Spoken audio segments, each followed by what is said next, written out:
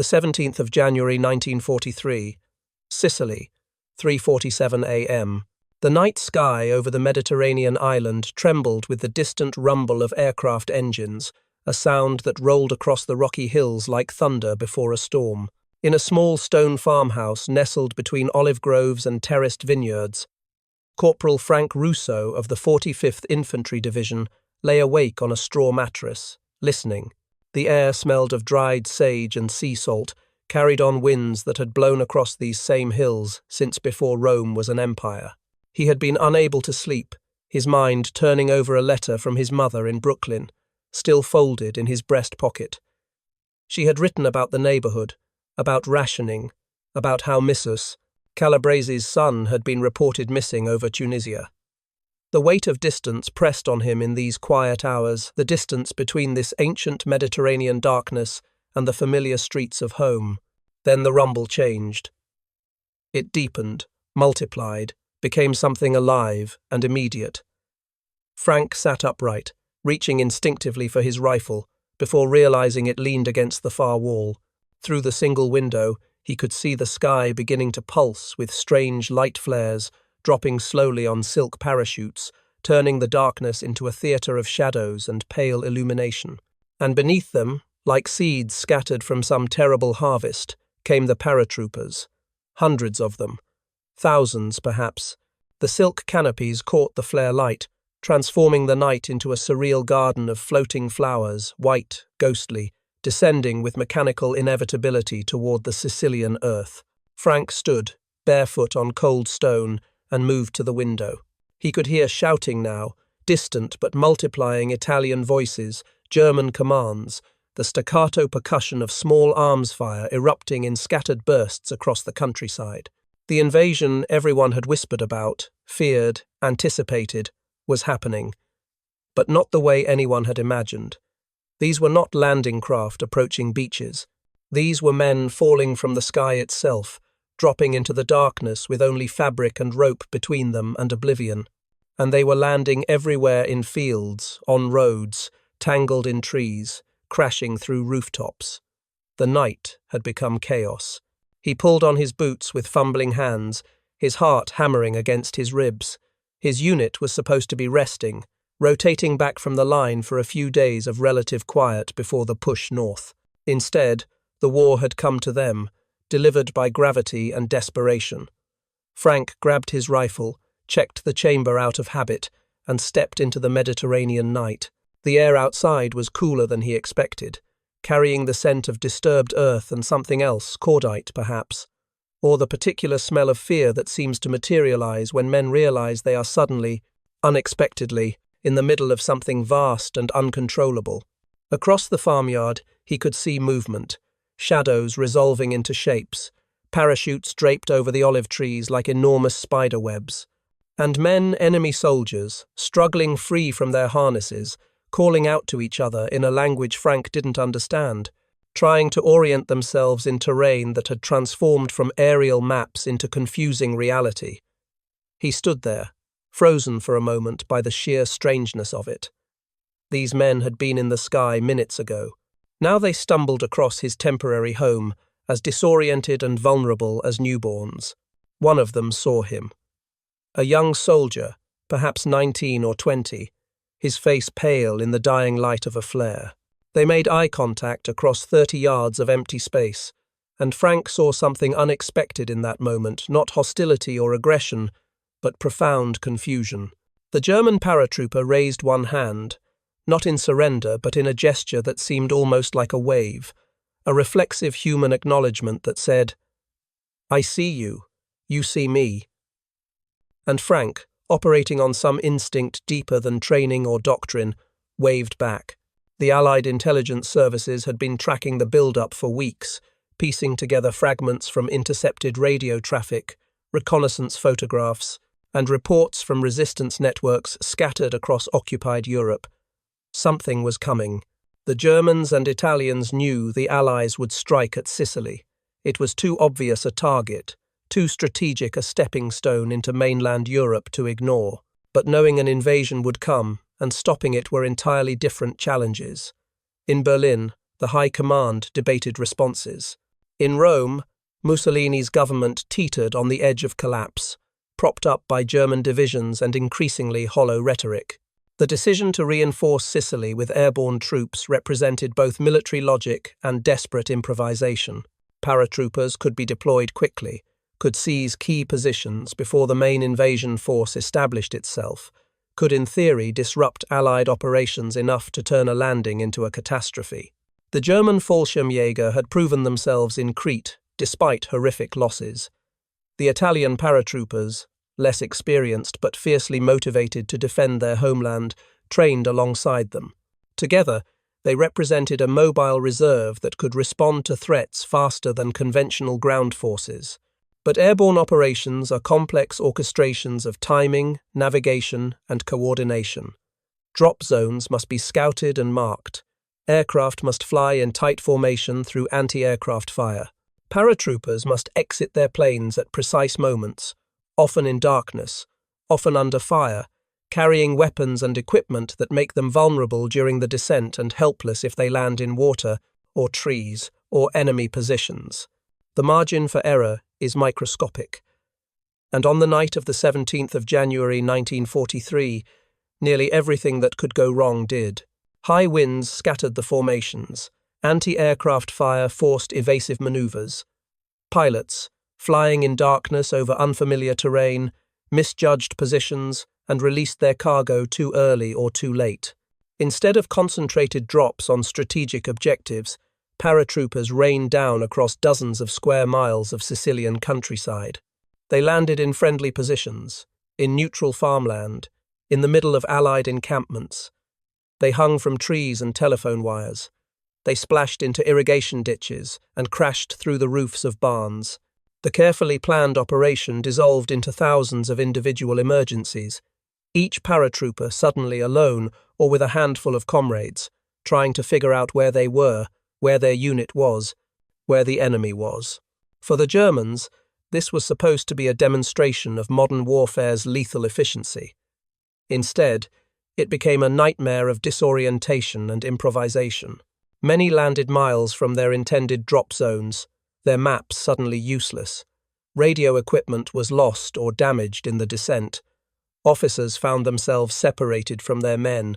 Enlisted soldiers found themselves leading groups of strangers, trying to complete missions they weren't briefed for, in terrain that bore no resemblance to what they'd studied.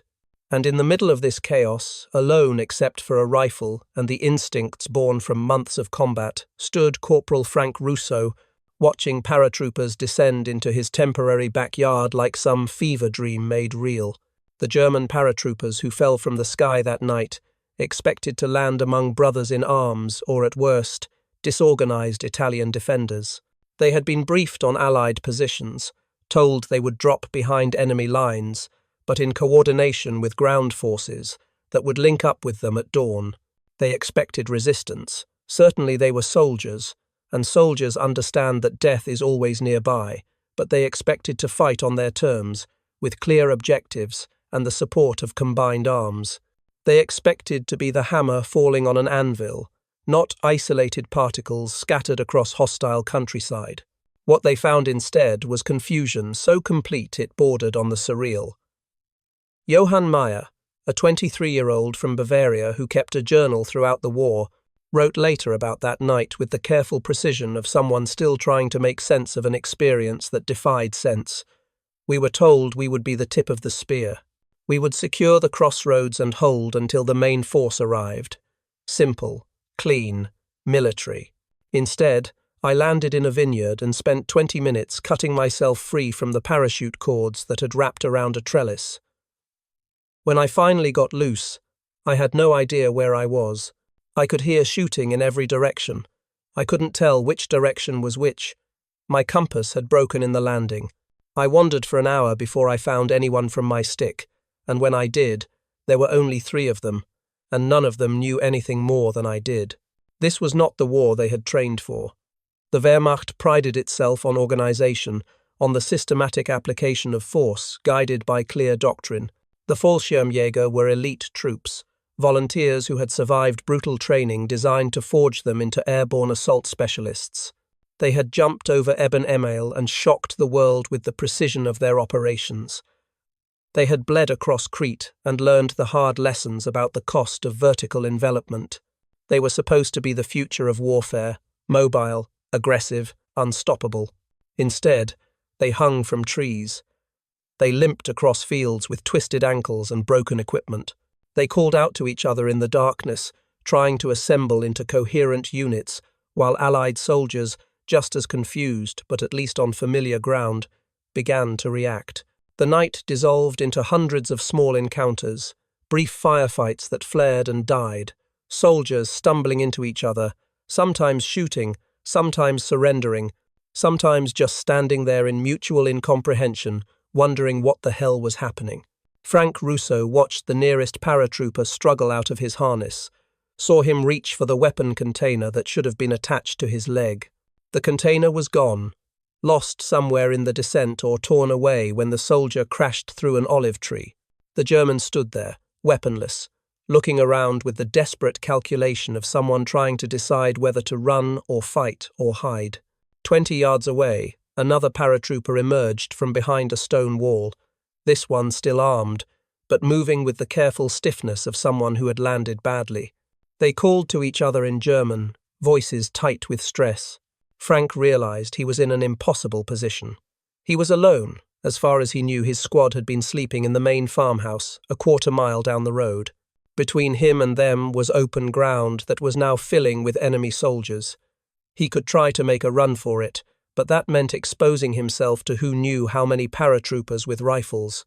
He could hide, but in a stone farmhouse with no back exit and dawn coming in a few hours. Or he could... His eyes fell on the shovel leaning against the doorframe. It was a simple tool, the kind farmers had used in this region for centuries, wooden handle worn smooth by generations of hands, metal blade still caked with the clay soil of Sicily. Frank had used it the day before to dig a latrine pit. Now, in the strange mathematics of survival that men perform without conscious thought, it became something else. A tool, a weapon, a prop. He picked it up, stepped out into the open farmyard, and began to walk toward the nearest group of paratroopers with the shovel resting on his shoulder, as casual as a man heading out to do morning chores. The decision to use deception rather than force came from no manual or doctrine. The United States Army in 1943 was still learning how to fight this war, still figuring out what worked and what didn't. American soldiers brought with them certain advantages that weren't always visible on equipment lists or order of battle charts.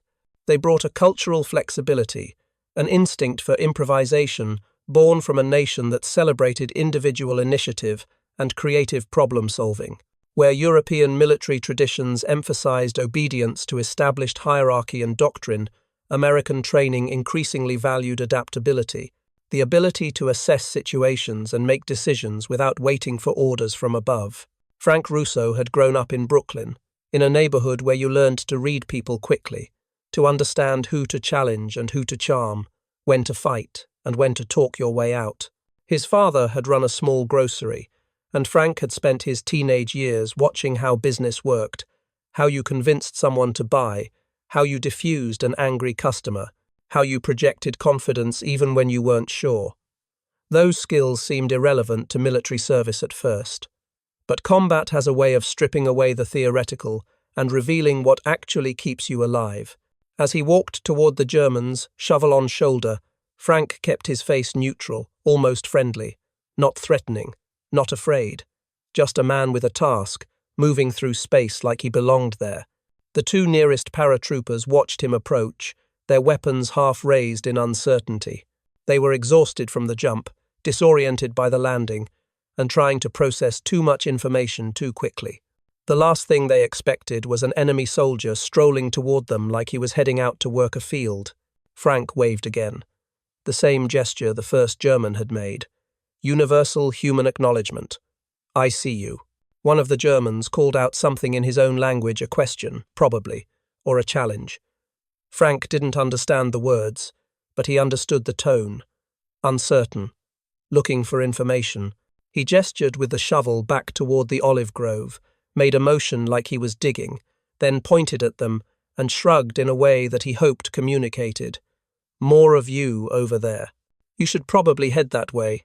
The fundamental psychology of confusion is that people desperately want anyone, to act like they know what's going on. When everything is chaos, the person who projects certainty becomes a temporary anchor. Frank was betting that these Germans, dropped into unknown territory in the dark, would grasp at any indication of order, even from an unlikely source. The taller of the two paratroopers lowered his weapon slightly, said something to his companion. They were making calculations of their own, trying to determine if this American was a threat or an anomaly, whether they should shoot him or try to figure out what he wanted.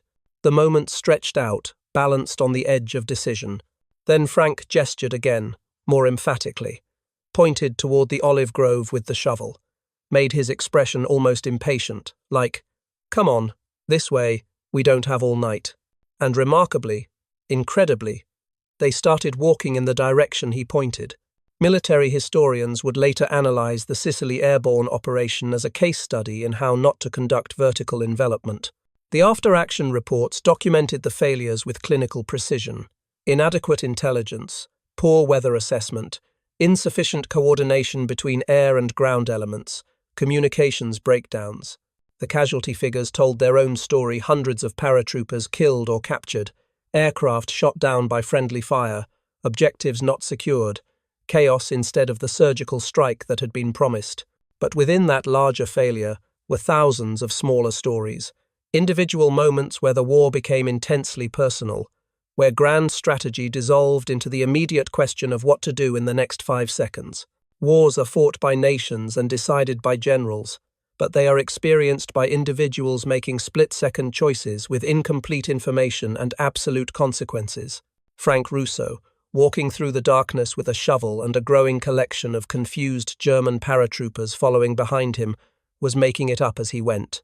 Each time he encountered another enemy soldier, he repeated the same performance: confident gestures, pointing toward the olive grove, an expression that suggested he was authorized to be there and they should listen to him. Some paratroopers resisted, asked questions he couldn't answer, raised weapons with fingers on triggers, but most were too disoriented, too relieved to find someone who seemed to know what was happening, to question the situation too closely. Within 30 minutes, he had gathered 7 Germans, then 12, then 19. They clustered together in the grove, talking among themselves in urgent whispers, trying to figure out their position and their orders. Frank kept the shovel visible, kept moving among them like a man with authority, kept pointing and gesturing and maintaining the fiction that this was all somehow organized and intentional. The absurdity of it wasn't lost on him.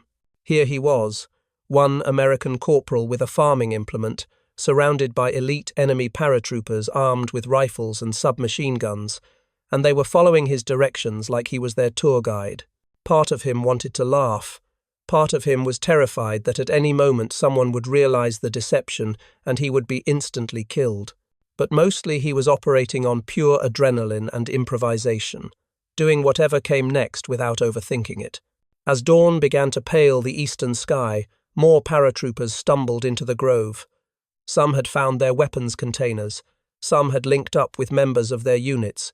The situation was becoming more dangerous as they became more organized, more capable of recognizing that something was wrong. Frank knew he was running out of time. The masquerade couldn't last much longer. Then he heard American voices shouting from the direction of the main farmhouse. His unit, finally alerted and responding. Relief flooded through him so intensely it made his knees weak. He turned toward the sound, raised the shovel high in the air, and yelled, "Don't shoot! Prisoners! I got prisoners!" The Germans, hearing English shouted with clear authority, finally understanding that they had been deceived, reacted in different ways. A few reached for their weapons. Most just stood there, the exhaustion and confusion of the past hours catching up with them all at once. When Frank's squad mates arrived, rifles raised and eyes wide with disbelief, they found their corporal standing in the middle of 37 enemy paratroopers, holding a shovel like a scepter of office, grinning despite himself. Sergeant Miller, a tough Texan who had seen his share of combat strangeness, looked at the scene and said the only thing that came to mind. Rousseau, what the hell?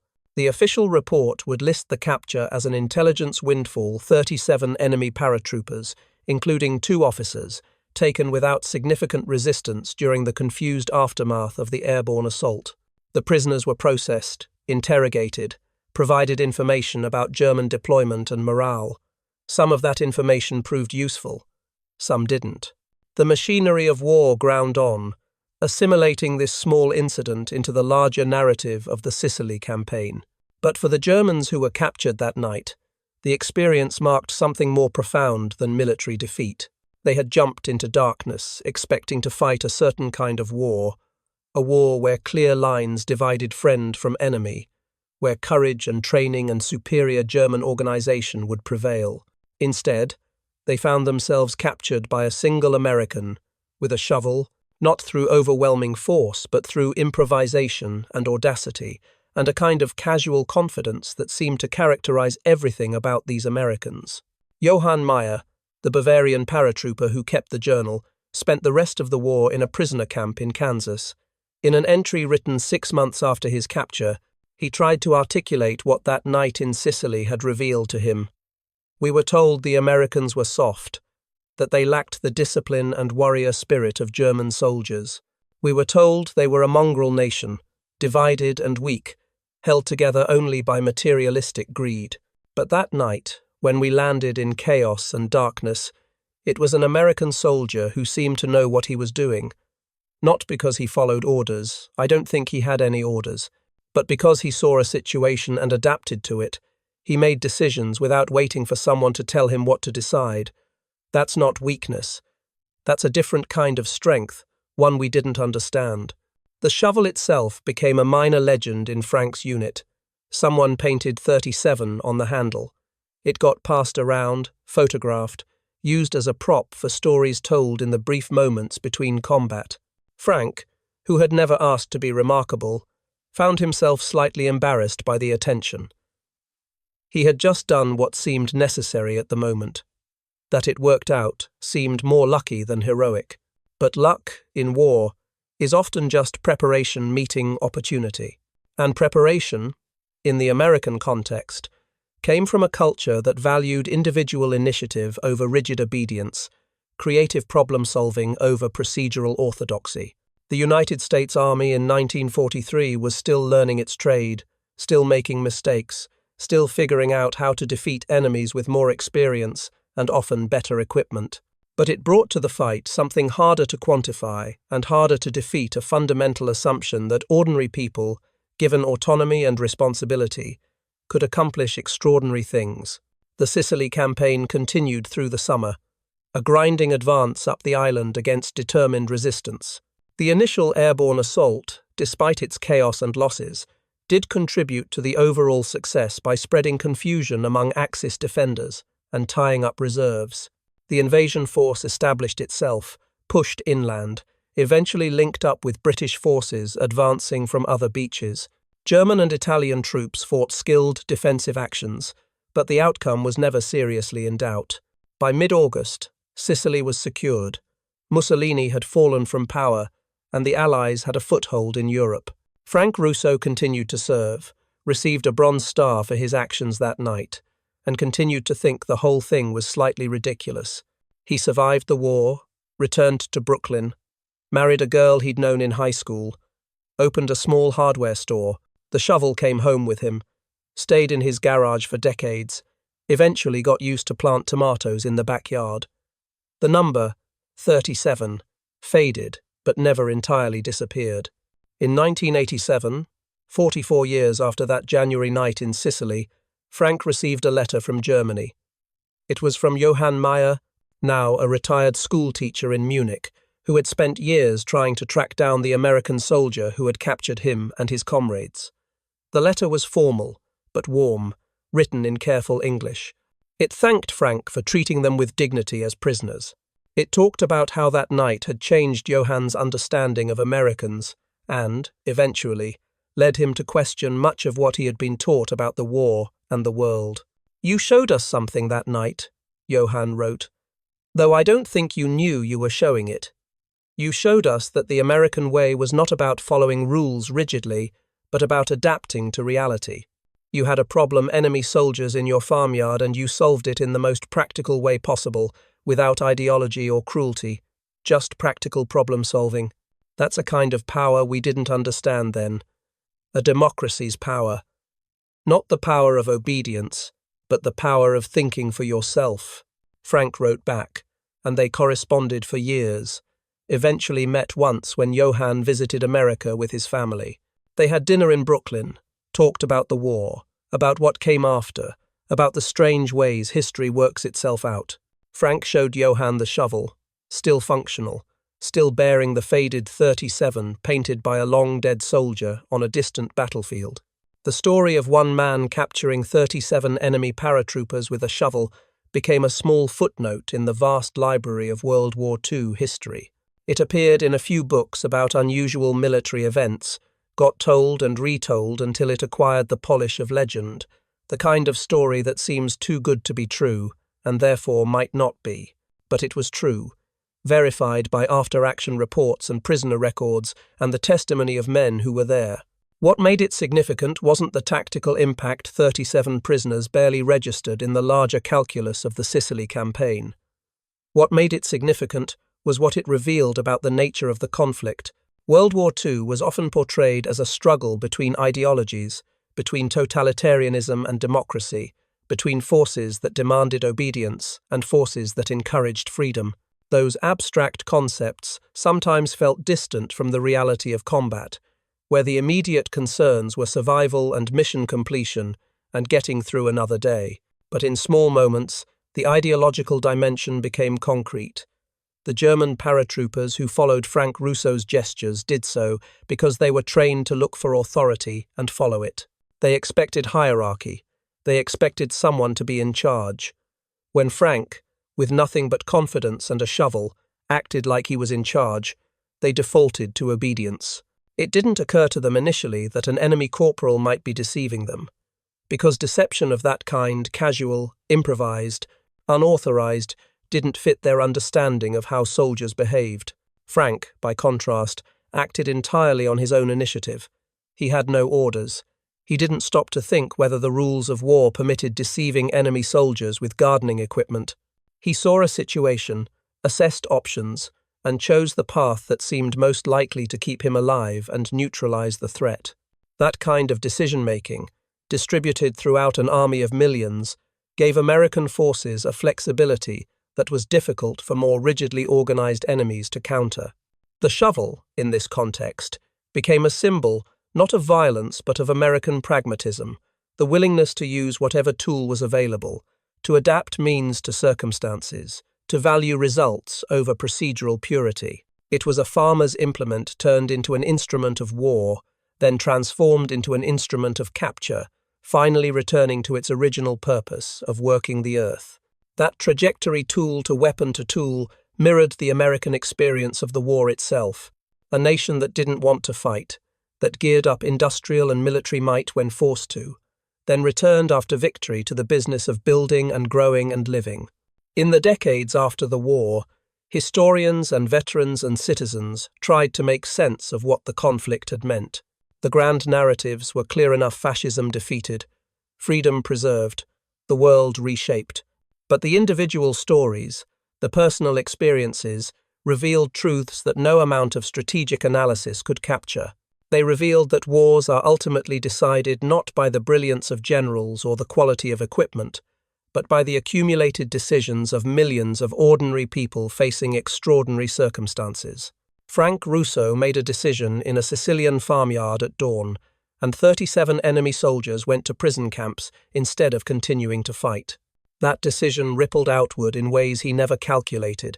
Intelligence gathered, resistance eliminated, lives changed. Johann Meyer made a decision to question what he had been taught, to reach out across former battle lines, to try to understand rather than simply remember. Those decisions, multiplied by millions, shaped the post-war world more profoundly than any treaty or border adjustment. The shovel, mundane and practical, represented something that totalitarian ideologies could never fully comprehend: the power of ordinary people. given freedom and responsibility, to act with courage and creativity in moments of crisis. It wasn't the power of blind obedience or ideological fervor. It was the power of practical problem-solving, of adapting to circumstances, of treating even enemies as human beings rather than abstractions to be destroyed. When Frank Russo passed away in 2003, his family donated the shovel to a small military museum in New York. It sits there now, behind glass, with a placard explaining its history. Visitors sometimes pause to read the story, then move on to more impressive artifacts, uniforms, weapons, medals. The shovel seems out of place among the machinery of war, too simple, too ordinary. But perhaps that's the point. Perhaps the most American thing about America's war effort was the way ordinary things, a shovel, a letter from home, the casual wave between strangers could become instruments of something larger. Democracy doesn't promise superior weapons or unbeatable strategies.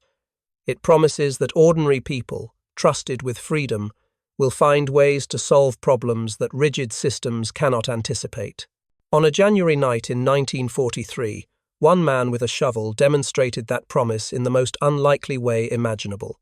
He saw enemy soldiers falling from the sky, and instead of hiding or dying, he walked out and captured them with nothing but confidence and improvisation.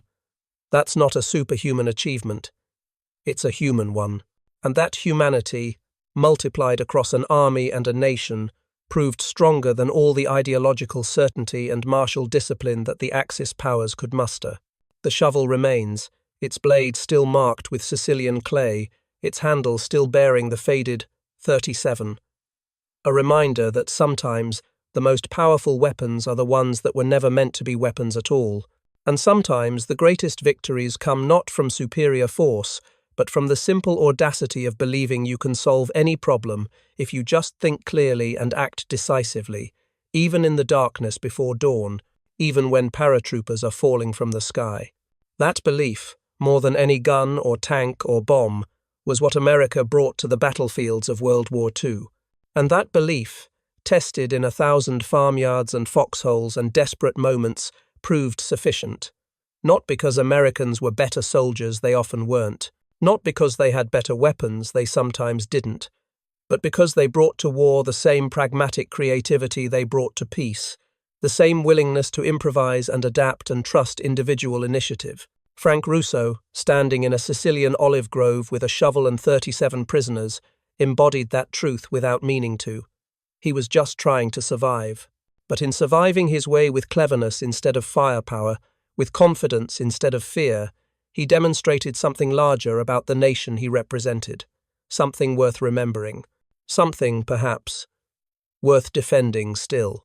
The shovel endures, the story endures, and the principle it represents that free people, given trust and responsibility, will find ways to triumph over systems built on obedience, and force that principle endures too, as relevant now as it was on that dark January morning when one American corporal decided to wave at his enemies instead of shooting them, and in that simple gesture captured more than prisoners.